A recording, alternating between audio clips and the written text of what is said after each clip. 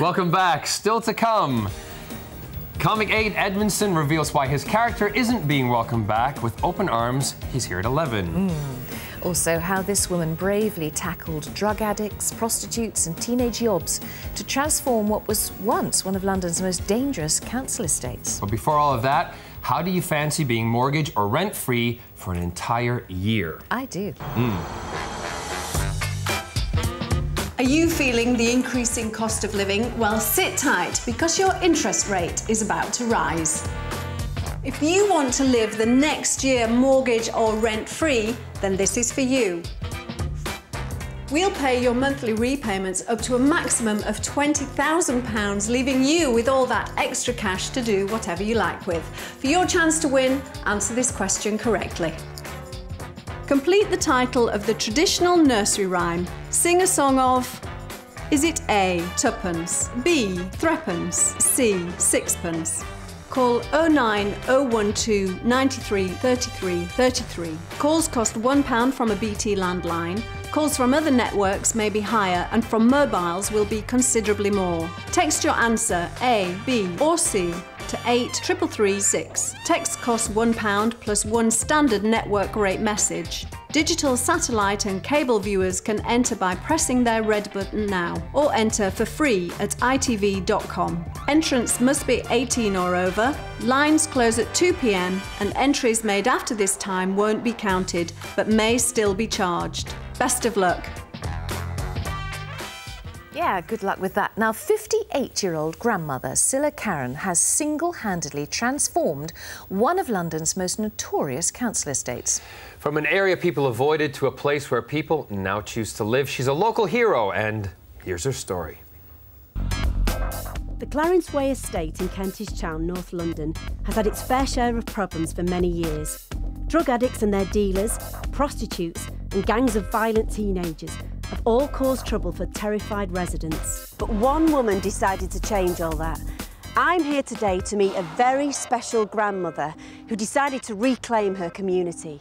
She is the local hero that turned this housing estate around. Silla Carron has lived on the estate for 14 years, but it was in 2001 she and her granddaughter witnessed something so shocking, Silla realised she had to take action. I can see out the corner of my eye, there is a guy, he's got his trousers round his ankles, and it's 20 to 9 in the morning, and he's injecting his groin, and my granddaughter at the time was just about 6 years old. It's not acceptable. She shouldn't be seeing things like this. She was 6 years old, he's got all his bits out, he couldn't give anything, he's just injecting his groin, because that's the most important thing to him. Silla decided she had to do something to rid the estate of drug addicts and their dealers. She started by calling the police whenever she saw suspicious activity. I can phone any one of them. My kids will tell me what's going on. Crackheads never run. They are the fastest walkers you're ever going to see in your life. And you always know when there's a deal because they're walking down the street so fast, but they never run. So if you get those going through the estate, you know there's a deal going down somewhere because they are desperate. And I will make the call, say where I think it is, or if I know where it is, I've got a dealer going down. I also have got a camera, and when I can, I take their photos. Small lads, I guess a big one. So if there's new bods around or somebody starts appearing that didn't used to be there, then that's information that needs to be given, and I give it. Have you ever been intimidated? You know, I've been threatened. I've had this done to me, which was a bit scary, and I just said, yeah, get in line. You must have been scared though, Silla. I don't show the fear, and I think that's what really gives me my ace, but I'm also extremely polite. It was a first step to get rid of the junkies.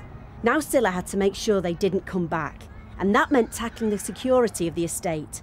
So she enlisted the help of her local councillor. 6 years ago, this was wasteland. There was an entrance here where people who were up to no good ran through from the police and got out the other side, and vice versa. They came from the other way to avoid police and ran out here. And at night time, it was a haven for drug dealing, drug taking and prostitution.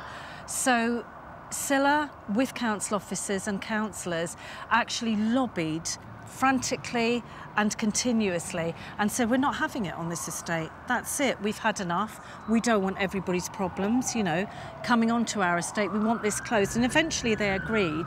Just like that? By relentless nagging. Badgering. Going on continuously and saying, lads, unless you do this, I'm not going to give up. She got it. So Silla talked a lot about the improvements on the estate, and this is one of the doors. They said this was the first thing they had done, the windows and the doors. That's it. Well, you can see you can't get in. I mean, residents get in with the fob key, and we have regular instances where a council officer goes around with Silla and they check to see if anybody will let them in, because they're not meant to, and then that flat then gets a warning that they mustn't let people into the block. But it's very strong. I mean, you can't break this down. But what was happening was anybody and everybody was getting into the block. They were going right up to the top with drugs, with booze, and actually causing havoc for the residents up there. Young mothers used to walk out of their flats and trip over people taking crack and injecting themselves. That's right. And only because they could get in. But now that is not happening. They use their fob, go upstairs in the knowledge that the area has got nobody that shouldn't be in it, and they feel much safer. That's fantastic. Again, that's with Silla's pushing. Badgering. We like her badgering. Yes, exactly. Yeah, it gets places, doesn't it? Yeah. With the drug issues and the security tackled, Silla turned her attention to the unruly teenagers. I've turfed out 12 boys all in one hit from one of the blocks. Someone's told me they're in there, so I've gone over there and I've said, excuse me, lads, really sorry, but, like, can you take your skunk and your cans and can you go find another place and not the Clarence Way estate, please, and go do it somewhere else? There's good, lads, because not very nice. Oh, yeah, but I went, no, can you lose the butts? Can you imagine if I came to your house? Yeah, would your mum be pleased? I really don't think so. I don't think you'd like it too much, so really, I don't want you doing it here because it's really not nice and it's wrong. So if you wouldn't mind leaving, and they've walked down the stairs. And when it comes to taking it further, Silla isn't afraid to testify on behalf of her residents. And I go to court for antisocial behaviour orders, and I give evidence. So being a member of the community makes the difference. Yeah. You're not an officer, you're not getting paid to do this. You're doing it voluntarily, but it is scary. I can't do this on my own. We've got to work together, because the more of us that work together, the better it is. I know I've got a loud voice, but if there's more than one of me, absolutely, then they've got to listen. And it's our estate, it's our money, we decide. Her determination to make dramatic improvements to the estate led to Silla restarting the Residents' Association. And in the last 7 years, she's managed to secure grants for more than £5 million. As a result, the estate has been transformed, with a 5-a-side football pitch, 3 playgrounds and even a crazy golf course. But it hasn't been an easy journey for her, as her daughter has witnessed. I'm extremely proud of my mum. She's not been a very well woman. She's has a disease, Crohn's disease, which attacks the bowel and intestines. She's had operations. This is her second one this year, and she's been in and out of hospital for the last 3 months. Very sick, but very, very proud of her. But still, through this illness, she carries on. She never stops. She just goes on and on and on. Well, as she says, there's nothing stopping the mouth. So, while she still has that emotion, there's nothing that stops her. For a little tiny person, she has got a lot of She's willpower. very, very strong, isn't she? Thanks to Silla, the police have such a good relationship with the estate, they even play football with the children. It's a bit of a two-way process, because you've got to get the trust back. You've got to listen to what they say and act on it. And I think if we show that we go in and we act on it and we do the stuff that they're telling us, say they're talking about drug problems, we go in and we make arrests, then the information will continue. When we lose credibility, it'll dry up again. And what Silla's done is she's galvanised the local community to say, give the police a chance.